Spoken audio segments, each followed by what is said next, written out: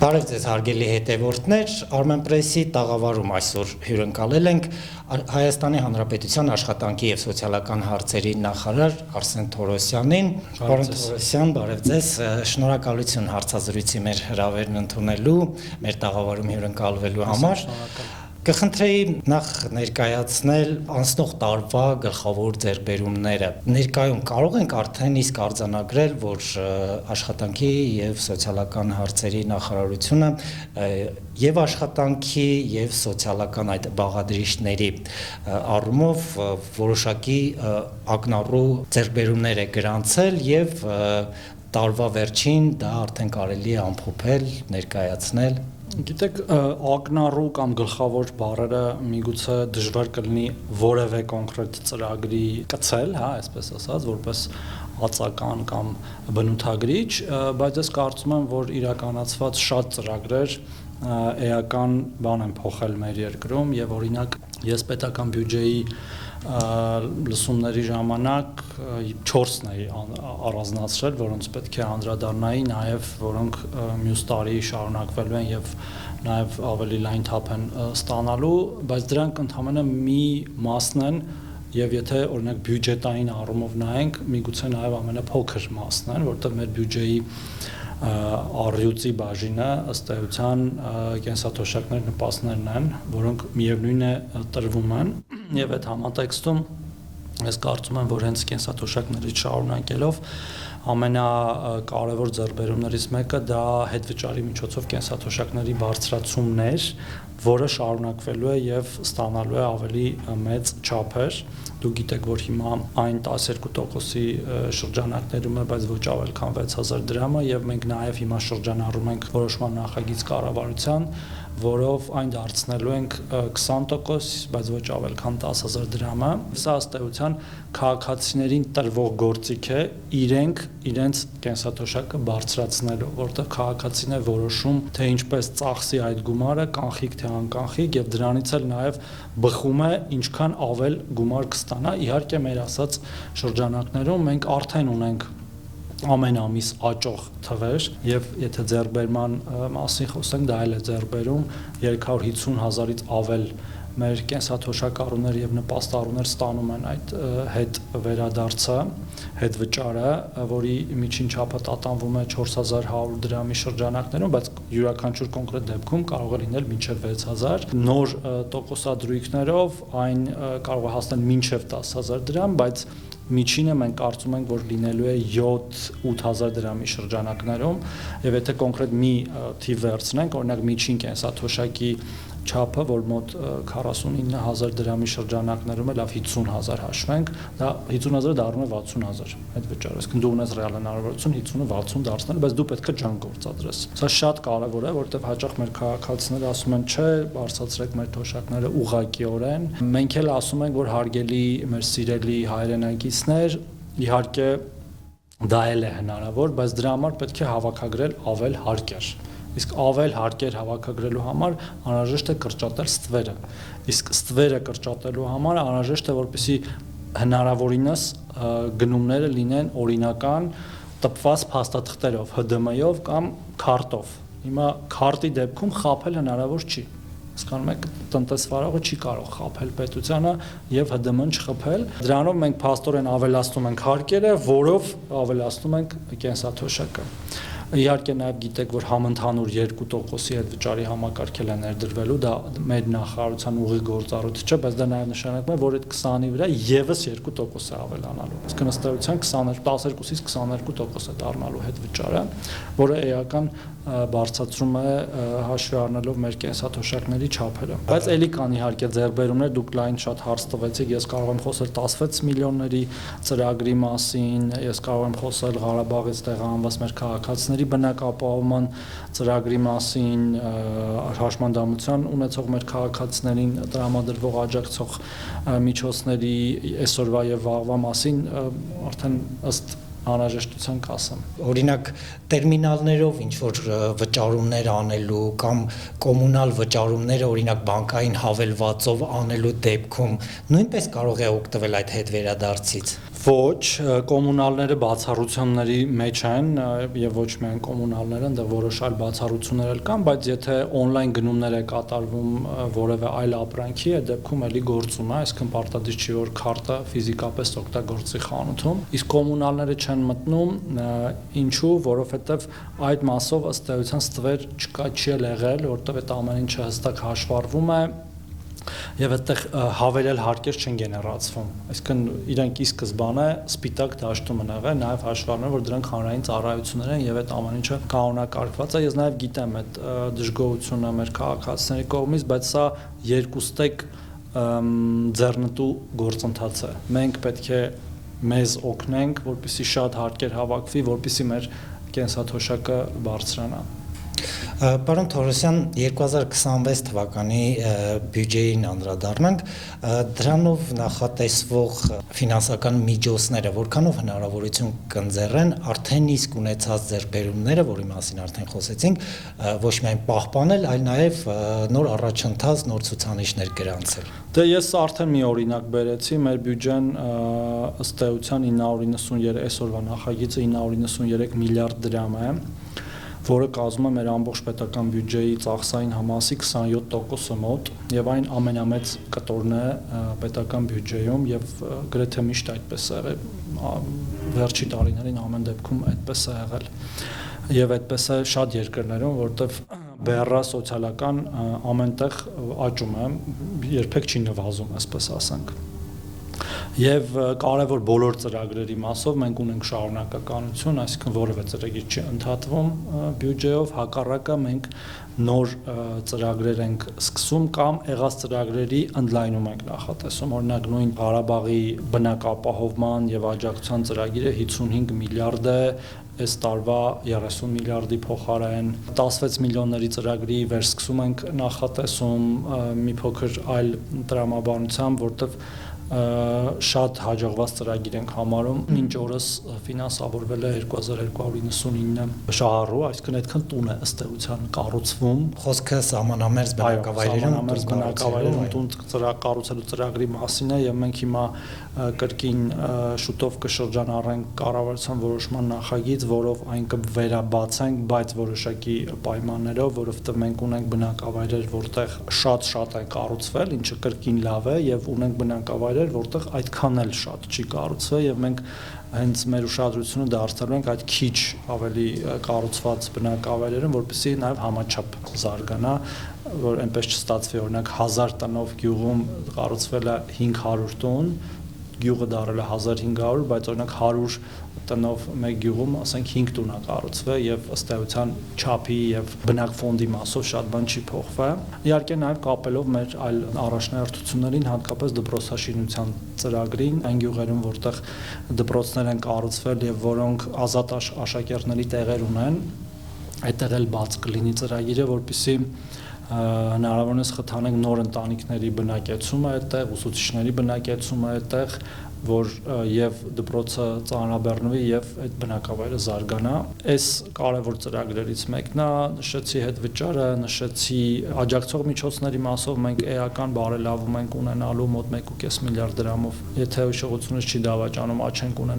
ենք ունենալու եւ նոր տեսակի աջակցող միջոցներ ենք տալու հազարավոր հաշմանդամություն ունեցող մեր քաղաքացիներին, նոր տեսակի սայլակներ, նոր լսողության պրոցեսորի փոխարինում ենք իրականացնելու այդ անձանց, որոնք փոքր տարիքում այդ խլությունը բուժելու համար ըստ էության այդ բարդ վիրահատությունն են տարել, այլ տեսակի աջակցող միջոցներ լինելու մոտ 29000 դեպքով դա ավելանալու է։ Երեխաների աջակցության ծրագրերն են շարունակվելու եւ որոշակիորեն նաեւ վերափոխվելու։ Խոսքը օրինակ 3-րդ եւ հաջորդ երեխային տրվող ծրագրի մասին է, գիտեք, որ այն ավարտվելու էր դեկտեմբերի 31-ին այս թվականի, մենք որոշել ենք այն դարձնել մշտական նպաստ, ոչ թե շարունակել պարզապես որպես աջակցության ծրագիր, այլ քանի որ այն շատ կարևոր է այն ժողովրդագրական իմաստով այն երկարաձգել։ Նաև սեպտեմբերի 1-ից, եթե օրենքը հասցնենք արագ ընդունել, տեղի է ունենալու համահարթեցում միանվագ ծննդյան նպաստների եւ առաջի եւ երկրորդ երեխաների ծննդյան միանվագ նպաստը, որ 300,000 դրամ է դառնալու 500,000 դրամ, մյուս երեխաներիները նույնպես դառնալու է 500,000 դրամ, սրա մասն ենք խոսել, բայց նորից եմ կրկնում սեպտեմբերի 1-ից եւ դա չի անդրադառնալու այսօր երեխա սպասող ընտանիքների վրա, դա էլ է դեմոգրաֆիական առումով կարևոր ծրագիր, որտեղ ճիշտը մշտական աջակցությունն է, պարբերական եւ ոչ թե միանվագը, որը դու տալիս ես, բայց հետո փաստացի ընտանիքը ստիպված է խնամել արդեն հոգտանել մեկով ավելի երեխայի վրա եւ միջազգային փորձը հենց դրա մասին է խոսում։ Մյուս ուղղություններով էլ իհարկե աճեր ունենք, օրինակ կենսաթոշակային ապահովման մասով էլ աճ ունենք, որտեղ կենսաթոշակառուների թվի աճ ունենք, ամեն տարի աճում են կենսաթոշակառուները եւ դա էլ է բեռ ըստ էության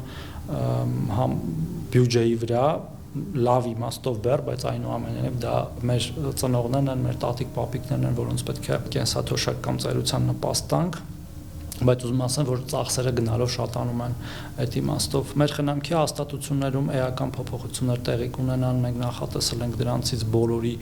ըստ էության կապիտալ վերանորոգում, դա տարեցների խնամքի կենտրոններն են, երեխաների խնամքի կենտրոններն են, հատուկ կարիքներ ունեցող, հոգեկան առողջության խնդիրներ ունեցող մեր քաղաքացիների խնամքի կենտրոններն են, նոր ծրագրեր են կանելու փոքր տների կառուցման, անկախ կյանքի կենտրոնների կառուցման, այսինքն ծրագրերը շատ են, երբեմն նույնիսկ դժվար է նրանց բոլորը թվարկել միանգամից, որտեղ միշտ կարող է ինչ-որ բան մոռացած լինել, բայց միով բանիվ, այսինքն այո, ամեն ինչ շարունակվելու է եւ ավելի ընդլայնվելու։ Այդ թվում թերևս նաև շահառուների ցանկը կամ թիվը ավելի ճիշտ, օրինակ ես ուզում եի հարցնել սահմանամերձ բնակավայրերում բնակապահովման աջակցության ծրագրից շահառուների թվի որոշակի սահմանաչափ կար, չէ՞, այդ սահմանաչափը կընդլայնվի։ Սահմանաչափը արդեն պարզապես որ ճիշտ պատկերացնենք սպառված է, այս պահին ծրագիրը ընդամենը մի տեղ է գործում, 2 քվոտա է մնացել ուսուցիչների համար, մենք հիմա խոսում ենք եւս 1000 տուն կառուցելու մասին, սա նախագծային փուլում է, նորից եմ կրկնում, վերջնական որոշումը երբ որ կլինի կասենք, որից մի մասը լինելու են այն մեր քաղաքացիներ, որոնք արդեն ունեին շինթույլտվություններ եւ ձեռբերված հողամաս մինչեւ 25 թվականի մայիս այն բնակավայրերում, որոնք կային ցանկում եւ մյուս կեսն էլ նոր քվոտա է լինելու, նոր կառուցապատումների համար քննարկումները դրա շուրջ են տեղի ունենում 1000, որից կեսը կոպիտ, եթե ասեմ, պարտքեր, այն մեր քաղաքացիներ, որոնք որ սպասումներ ունեին, եւ մյուս կեսը նոր շահառուների համար։ Կցանկանայի նաև անդրադառնայինք ծննդյան նպաստներին, քանի որ նախկինում տարբերակված էր, այժմ նախատեսվում է համահարթեցում, արդյոք մտավախություն չկա, որ դա կարող է որոշակի բացասական ազդեցություն ունենալ ծնելիության վրա։ Շատ մեծ մտահոգություն չկա, եւ ասեմ ինչու, որովհետեւ նաև մենք պետք է հաշվի առնենք այդ ծնված երեխաների կենցաղային պայմանները եւ ապրուստի պայմանները եւ ես իհարկե հիմա ձեռքից տակ թվեր չունեմ, որ ասեմ, բայց մենք ունենք հազարավոր ընտանիքներ մեր անապահովության համակարգում, որոնք հենց բազմազավակ են եւ մենք տեսնում ենք այդ վատ տենդենսը, երբ որ հատկապես 3-րդ, 4-րդ, 5-րդ, 6-րդ երեխայի համար մենք տալիս ենք 1 կամ 1.5 միլիոն դրամ, ոչ թե իրենք որոշել են, որ երեխա են ունենալու եւ մենք պարզապես աջակցում ենք իրենց այդ 1.5 միլիոնով, որը սովորաբար շատ արագ վերջանում է, այլ իրենք երեխա են ունենում այդ 1.5 միլիոն դրամի համար։ Օրինակ բանկում վարկ ունեն վճարելու, երեխա են ունենում, որ վարկը վճարեն, օքեյ, վճարեցին, բայց այդ երեխային պետք է ինչ-որ մեկը խնամի, չէ՞, եւ մենք տեսնում ենք ահագնացող աղքատացում այդ բազմազավակ ընտանիքների շրջանում, ինչը այդքան էլ ճիշտ մոտեցում չէ եւ ընդհանրապես երկրները դեմոգրաֆիական քաղաքականություններ մշակելիս փորձում են հրաժարվել այս մոտեցումից եւ եթե վերադառնում ենք այն մյուս ծրագրին 50,000-ներին, հա, տեսեք, սա մշտական աջակցություն է ամեն ամիս վճարով, որը ըստ էության ծախսում է ընտանիքի կարիքները հոգալու համար, այդ թվում այդ երեխայի։ Եվ ինքը գումարային 6 տարում 3.6 միլիոն դրամ, այսինքն մենք իրականում 3.6 միլիոն դրամ ենք տալի երրորդ եւ ամեն հաջորդ ծնվող երեխայի համար։ 3 չհաշված միանավակ 500,000-ը, որը պետք է լինի ծննդյան շուրջ ծագող ծախսերը օգալու համար, ասենք մահճակալ, սայլակ, շորեր,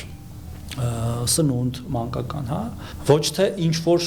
կապիտալ հարց լուծելու համար, որը 500,000-ը մենք կարծում ենք բավարար է այդ հարցերը լուծելու համար, եւ քանի որ մեզ ամենակարևորը հենց երրորդ երեխան է, որտեղ երրորդ երեխայից սկսվում է բնական աճը, վերարտադրողական տարիքի կանանց հաշվարկով, մենք տալիս ենք 3.6 միլիոն դրամ, բայց տալիս ենք ամսական 50,000 դրամով եւ դեմոգրաֆիական ծրագրեր անող շատ երկրներ հենց այդպես են վարվում, ինչ որ մի փուլի էլ կանդրադառնանք հավանաբար խնամքի նպաստներին երեխայի մինչև 2 տարեկան տրվող, բայց որպեսզի փոփոխությունները շատ կտրուկ եւ լայնածավալ չլինեն, դա կանենք փուլային, միգուցե արդեն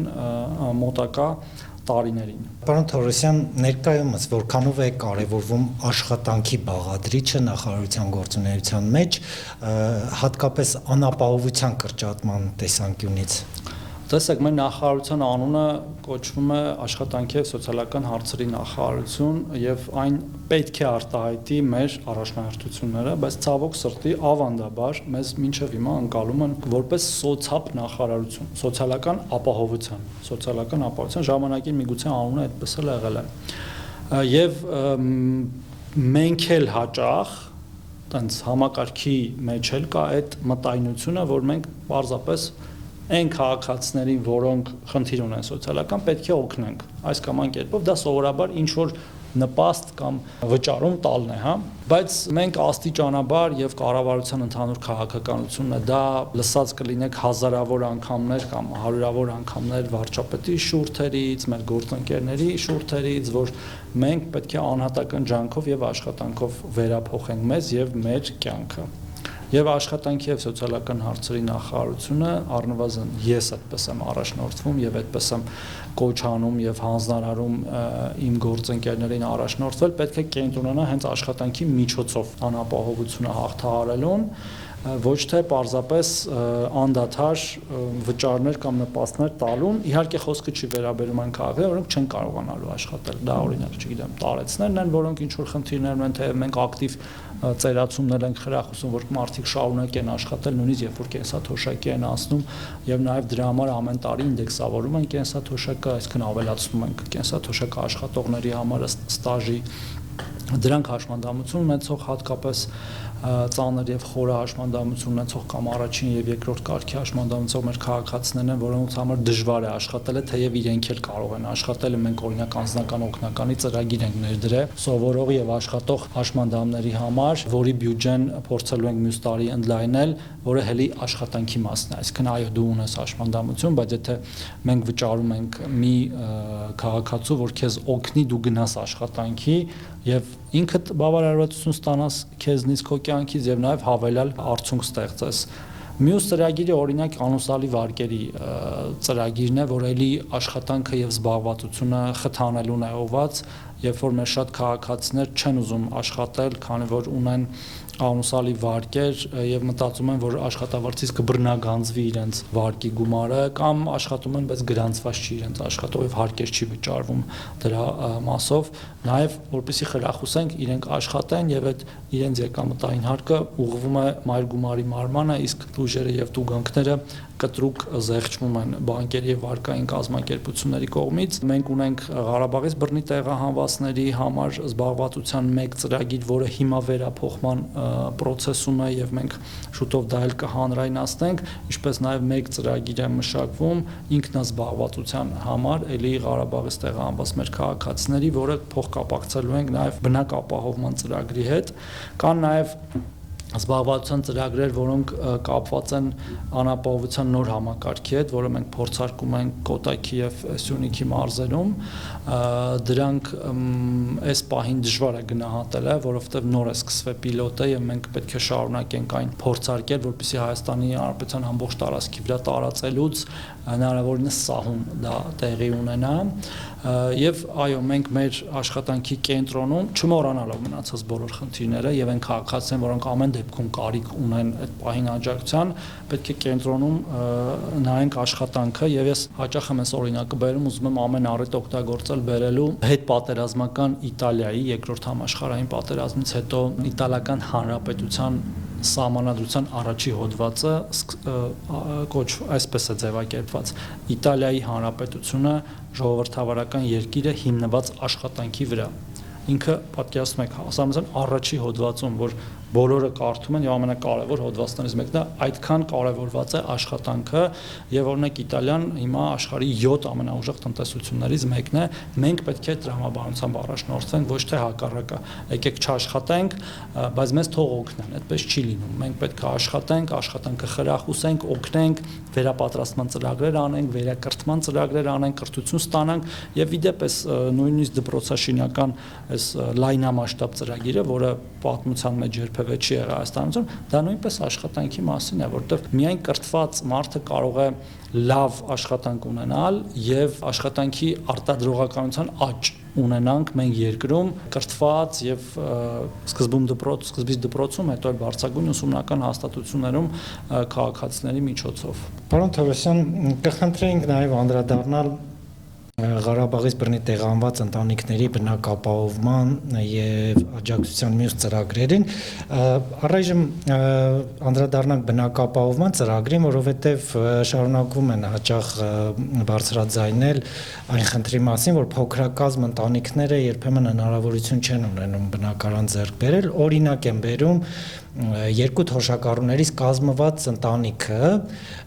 որոնք չնայած ցանկությանը չեն կարող օգտվել վարկերից, բանկերը չեն տրամադրում։ Այդ դեպքում ինչ կարող են անել։ Ուզում եմ նախ մի երկու թիվ ասել, որը բյուջեի քննարկումների ժամանակ չհասցրեցի ասել, հենց բնակապահովման ծրագրի մասով, ամսի 11-ի դրությամբ թվեր ունենք, 3358 ընտանիք, այսինքն եւ 13420 անձ արդեն ստացել է հավաստագիր, նրանցից 1264-ը այդ թվում 5465 անձ ընտանիք եւ անձ թվով իրացրել են հենց հավաստագիրը եւ մենք տեսնում ենք հավաստագրերի ստացման տեմպի աճ, ինչը շատ լավ է եւ հույս ունենք, որ նաեւ իրացման տեմպի աճ կարձանագրենք։ Բայց վերադառնալով ձեր հարցին, մենք գիտենք, որ նման խնդիր կա եւ դրա համար մենք արդեն մշակել ենք մեկ ուրիշ ծրագիր, որը ամբողջությամբ նոր ծրագիր է լինելու եւ որը շուտով կդրվի կամ արդեն դրվել է նաեւ հանրային քննարկման Draft.am կայքում երկարատև վարձակալության ծրագիր, խոսքը 10 տարվա վարձակալության մասին է, որի պարամետրերը նաև ձեր նշած պարամետրերն են այդ ստացող ընտանիքի տարիքային շեմերն են, այսինքն երբ որ տարեցներ են եւ ակնհայտորեն ոչ կարող են աշխատել ամբողջ ուժով, թեև նորից կրկնում եմ, որ խրախուսում ենք աշխատանքը եւ այլ եկամուտներ չեն կարող ունենալ, ապա նրանց մենք հնարավորություն ենք տալու վարձավճարի փոխհատուցման ճանապարհով հոգալ իրենց բնակապահովման հարցը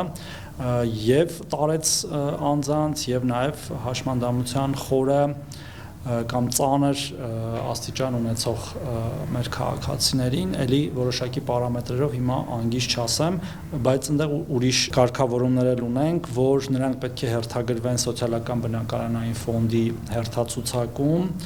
եւ եթե մենք իրենց չենք տրամադրում սոցիալական բնակարանային ֆոնդ ՍՊԱ-ին, ապա նրանք ստանում են այդ վարձավճարի փոխհատուցման ծրագիրը մինչև այն պահը, երբ որ մենք նրանց կառաջարկենք սոցիալական բնակարան, որտեղ մենք այնուամենայնիվ զարգացնելու ենք նաև սոցիալական բնակարանային ֆոնդը եւ ընդհանրապես տրամաբանությունը սոցիալական բնակարանային քաղաքականության, փոխելու ենք մի քիչ։ Այդ հարցի մի մասը, ձեր բարձրացած հարցի մի մասը հաստատ դրանով կլուծվի, նաև մենք ընդհանրապես նայում ենք այդ բնակապահովման ծրագրի տեմպերը եւ միգուցե ինչ որ փոփոխություններ ընթացքում էլի արվեն, որոնք արվել են։ Իսկ դա մեր մշտական հսկողության եւ մշտադիտարկման ներքո է, որպեսզի այնպես չստացվի, որ ծրագիրը կա, բայց դա այն չի օգտագործվում։ Հասկանալի։ Իսկ զբաղվածության ծրագրերի մասով շարունակվում են օրինակ նրանց այդ վերապատրաստումները, փորձ ձեռք բերելու աջակցության ծրագրերը եւ կշարունակվեն արդյոք դրանք առայժմ։ Շարունակվեն նաև փոխկապակցելով ավելի շատ հենց բնակապահովման ծրագրի հետ, ասեմ ինչու, որտեղ մեր վերլուծությունները ցույց են տալիս, որ հենց զբաղվածություն ունեցող քաղաքացիներն ավելի հեշտ իրացնում սերտիֆիկատները, հավաստագրերը, ինչու, որտեղ հաճախ նաև նրանք ավելի հավելյալ հիպոթեք են վերցնում, ասենք նրանք նախընտրում են օրինակ, չգիտեմ, Երևանի մոտիկ մարզում կամ քաղաքում կամ քաղաքներում բնակարան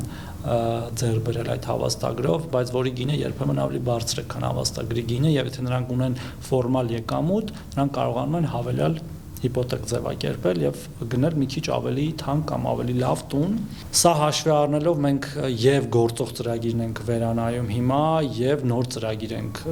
մշակում, արդեն ասացի, ինքնազբաղվածության, որի մեջ կլինի թե վերապատրաստման կոմպոնենտ,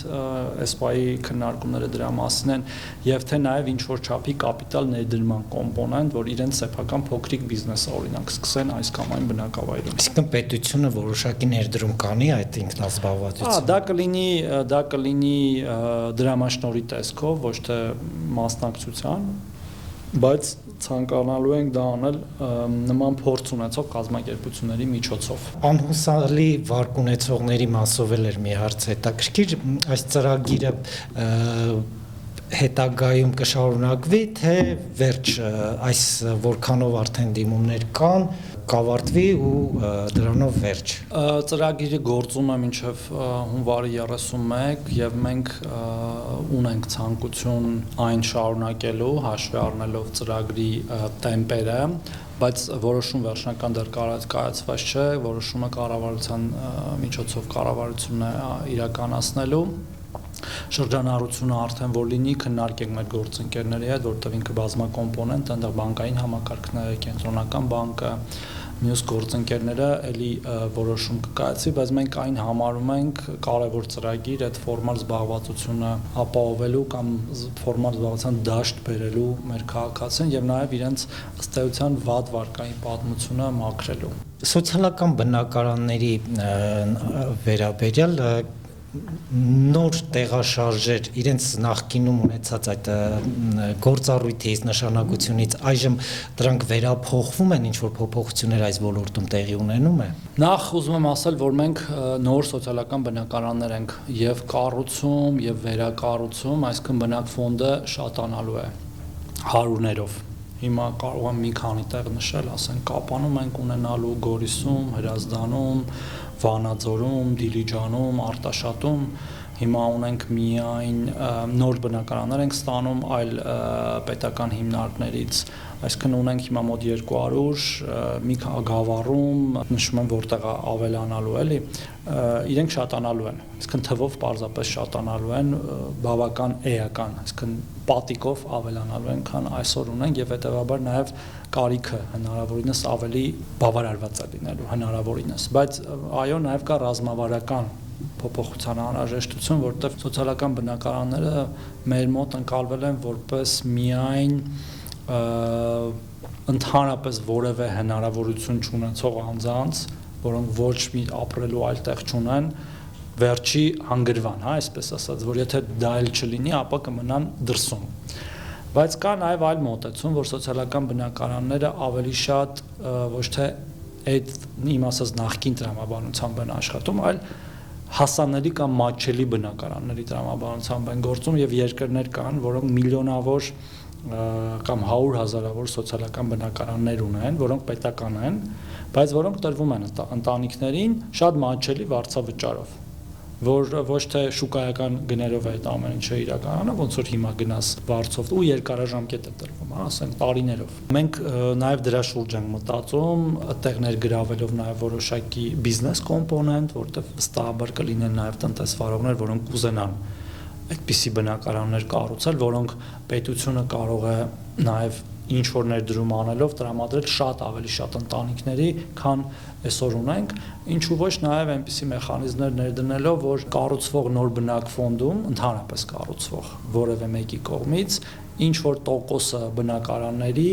կամ բնակ մակերեսի նաև տրամադրվի սոցիալական բնակ ֆոնդին այդ նպատակներով այդ դրա շուրջ հիմա քննարկումներ են գնում, որևէ վերջնական լուծում առաջարկ չկա, բայց միտքը կա եւ հնարավոր է որ այդ մասով ունենանք որոշակի առաջընթաց։ Պարոն Թորոսյան, եւ վերջում մի կրկին բավականին շատ բարձրաձայնող խնդրի մասին կցանկանայի խոսեիք, խոսքը թեժ գծի մասին է եւ ընդհանրապես սոցցանցերում, մեկնաբանություններում նախարարության ընդ որում Facebook-յան էջի հաճախ ենք հանդիպում, որ զանգերի միջոցով ովքեր փորձում են կապ պահպանել նախարարության հետ, չգիտեմ ինչ կարևոր հարցեր, որոնք պարզաբանումներից, իրազեկումներից հետո իրենց անհասկանալի են մնում,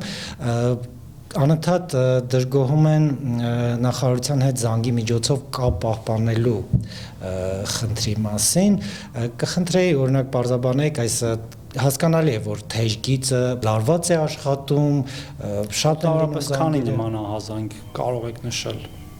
որ տեսել եք, որ բողոքում են թեժ գծից։ 10, 20, 100 Այսօրվա ուսումնասիրության արդյունքում ես բոլոր մեկնաբանությունները չի որ Չէ, պարզա, բայց դեր այսօր օքեյ, լավ, եկեք հաշվենք ոչ թե 5-ը, այլ 555։ Հիմա ես ձեզ ինչ եմ սա ասում։ Որոնք շատ կարևոր են 5-ն էլ, 15-ն էլ, 555-ն էլ, բայց մեր թեժ գիծը օրական ընդունում է հազարավոր զանգեր։ Եվ բոլոր թեժ գծերը հազարավոր, բայց ոչ մի քաղաքացի, ոչ մի Եվ դա բնական է, եկեք պարզապես սրա մասին խոսենք բարձրաձայն։ Չի մտնում Facebook, սոցիալական ցանցում գրում, որ ես այսօր զանգահարեցի, ասենք, աշխատանքի եւ սոցիալական հարցերի, առողջապահության, կրթության, գիտության, որևէ այլ նախարարության թեժ գիծ եւ ամեն ինչ ինձ պատասխանեցին, ես գոհ եմ։ Ճիշտ է, ոչ մեկ դրա մասին չի գրում։ Մենք միայն լսում ենք այդ 5, 15 կամ 555 այն քաղաքացիներ, որոնց խնդիրը չի լուծվել թեժ գծի միջոցով Եվ մենք մեզ վերագրում ենք այդ պատկերը, որ թեժ գծերը չեն աշխատում։ Ես ուզում եմ ասել, որ դա այդպես չէ, թեժ գծերը հազարավոր քաղաքացիների հարցերին պատասխանում են բոլոր նախարարությունները, այդ թվում մեր եւ ոչ միայն թեժ գծերը, այլև մեր միասնական սոցիալական ծառայության կենտրոնները, մենք Facebook-ով էլ ես ինքս անձամբ օրական տասնյակ քաղաքացի հետ անձամբ շփվում եմ Facebook-ով, նամակներով, վարչապետն է անձամբ նամակներով շփվում եւ հնարավորինս փորձում են քաղաքացիների հարցերը պատասխանել։ Բայց այո, կարող են լինել դեպքեր, որ թեժ գծի աշխատակցի եւ իրավասությունների շրջանակներում դա կարող է չլինել եւ նաեւ հարցը բարդ լինի, կարիք լինի ավելի բարձր միջամտության ու նաեւ կարող է լինել դեպքեր, որ այնքան շատ են զբաղված այդ թեժ գծի օրինակ 15 աշխատակիցներ այդ պահին, որ զանգը այդ պահին չի գնում եւ մենք հիմա աշխատում ենք այդ ուղղությամբ ընդհանրապես բարելավելու այդ թեժ գծի աշխատանքը, ասեմ ինչ դրամաբանությամբ նախ էս իմ առաջի ասածը պետք է հաշվի առնել, երբ որ ասում ենք որ թեժ գծերը չեն պատասխանում, բայց այո, պետք է պատասխանել անխտիր բոլոր զանգերին, եւ թե նույնիսկ բաց թողնվածը պետք է լինի հետ զանգ։ Հիմա թեժ գիծը նույնիսկ մեր ենթակայության տակ չէ, գտնվում է միասնական սոցիալական ծառայության ենթակայության տակ, որը մի քիչ տրամաբանական է, մի քիչ ոչ տրամաբանական է, որովհետեւ թեժ գիծը ըստ էության նաեւ պետք է վերաբերի այդ ծառայության աշխատանքներին։ Եվ մենք հիմա շուտով փոփոխություններ ենք իրականացնելու մեր նախարարության եւ ՄՍՑ-ի կառուցվածքում եւ թեժ գիծը բերելու ենք նախարարության դաշտ, որպեսզի նաեւ դրանով ինքը լինի որակի վերահսկման վարչության մի մաս, որով մենք կվերահսկենք, ոչ մենք կպատասխանենք քաղաքացիներին, այլև կհասկանանք, օրինակ, եթե շատ են բողոքում այս կամ այն ծառայությունից, օրինակ այդտեղ խնդրեմ կա, որպեսզի գնանք այդ խնդրեմը լուծենք։ Բայց նորից եմ կրկնում, եւ սա շատ պարզ օրինակ է, կարող եմ նաեւ մի բան օրինակով բերել, շատ կենցաղային, հա։ Գնում ես լավ ասֆալտ արած ճանապարհով, ոչ մի փոստ չկա։ Դու 5 մետր մեկ չես ասում, ինչ լավ է որ փոստ չկա։ Որտեվ փոստ չկա, նորմալ է որ փոստ չկա, բայց հենց մի փոս է անգնում ու դու այդ ու մեքենայիդ ակնկնում է այդ փոս, ասում ես էս ճանապարհ է։ Բայց դա չի նշանակում, չէ, որ այդ նախքին 50 կիլոմետրը վատն էր այդ մի փոսի պատճառով։ Հիմա այս ասելով ես ուզում եմ, որ մի քիչ մենք ավելի տես գետնի վրա նայենք, էլի իրավիճակը, երբ որ հազարավոր մարդկանց հարցեր լուծվում են եւ տասնյակ մարդկանց հարցեր չեն լուծվում, դա չի նշանակում, որ այն հազարավորինը չի լուծվել։ Լուծվել է, տասնյակինը չի լուծվել, որը էլի մեր պարտականությունն է, որը մենք հատ բոլորով պետք է զբաղվենք, բայց ընդհանուր պատկերի մասին դա ընդհանուր վիճակի մասին դա պատկեր չի տալիս։ Շնորհակալություն, պարոն Թորոսյան, այսպես հանգամանալից հարցերի բավականին լայն սպեկտրի անդրադառնալու համար, բնականաբար աշխատանքի եւ սոցիալական հարցերի նախարարության գործառույթների ներքո գտնվող ոլորտները բավականին ընդգրկուն է եւ հնարավոր չէ մեկ հարցազրույցի ընթացքում բոլորին այսպես անդրադառնալ։ Շնորհակալություն, պարոն Թորոսյան, ձեզ ձեր դժվարին աշխատանքում հաջողություններ ենք մաղթում։ Հարգելի հետևորդներ, իսկ ես հիշեցնեմ, որ մեր տաղավարում հյուրընկալել էինք Հայաստանի Հանրապետության աշխատանքի եւ սոցիալական հարցերի նախարար Արսեն Թորոսյանին։ Կհանդիպենք։